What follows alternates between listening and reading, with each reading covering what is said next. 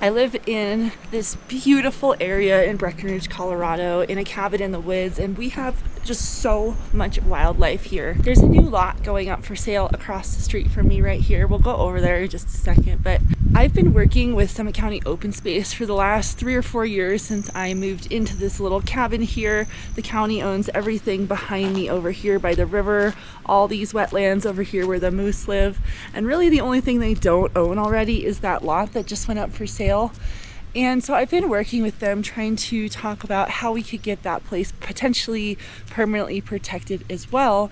And yesterday the realtor and chairman of the board of the Open Space Commission came by and we walked the lot together, and he does agree that it's very wet. It should be a good candidate for protection. However, there is potentially a very small building lot on it for a tiny house with like a composting toilet, and of course there is a market for that. Here's the lot right here. You can see a few trees, but all the rest is wetlands.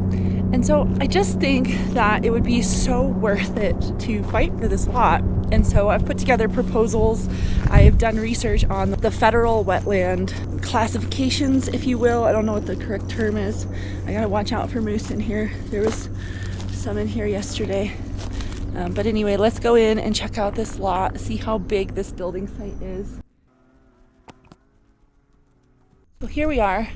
It's about, the wetlands start right around here.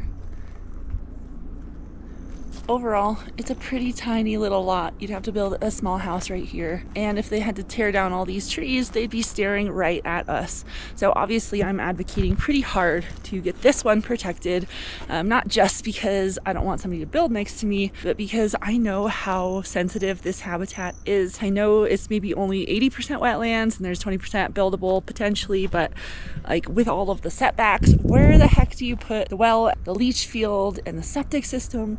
A driveway, like somebody else's property is right there, my property's right there, wetlands are right here, just pretty small.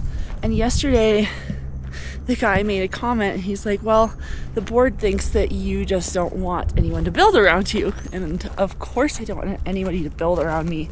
We have this amazing property in the middle of nowhere, and they've built 8 big ass second homes here in the last 3 years, and the animals are getting pushed out and the water is getting destroyed. And of course I don't want somebody to build here.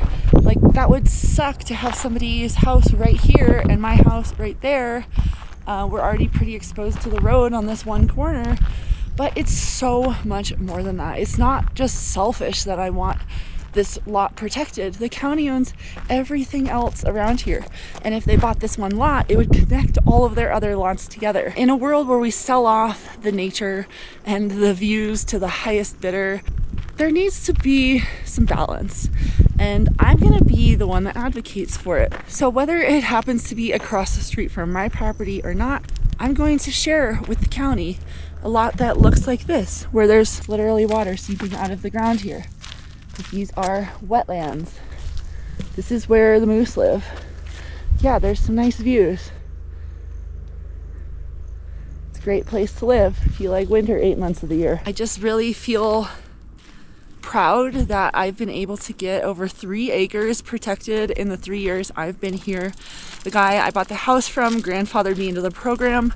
He got 5 acres protected the year before we bought it. So now basically everything around me except this one lot is already permanently protected.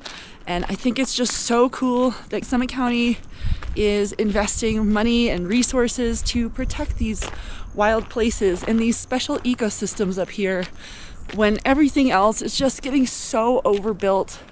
Like behind this brown house, they built this giant, massive mansion off the side of the highway, literally in a ditch with a metal driveway. It is the stupidest thing I've ever seen, and they've been building it for 4 years and it's still not done. That's the kind of thing, it's like, if you have enough money, it's like you can get away with anything around here. And so yes, I'm gonna keep fighting for the protection and the preservation of these special little lots. This one in particular might be a good one for us to do because the ladies own it since the 90s. She bought it for like $7,500, and none of the other lots that are similar are getting sold, even for under $200,000.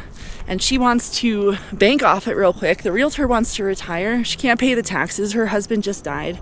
And so, you know, sob story aside, I think that maybe she'll want to do something good for the world, for the community, and offload it in a way that she can be really proud of for the rest of her life. And yeah, of course I benefit from it, but so does everyone else. So do the animals, so does the community, so does the town, so does every single person that pays taxes here. Gets to know that their money is going to a well-spent cause, and that there are going to still be some beautiful natural places to visit and explore. Well, not so much these, because you'll get wet if you go in them, but there's just not going to be second homes and Texas homes everywhere all the time. We already have 40 ones down here, 3 more coming up over there, 2 more over here.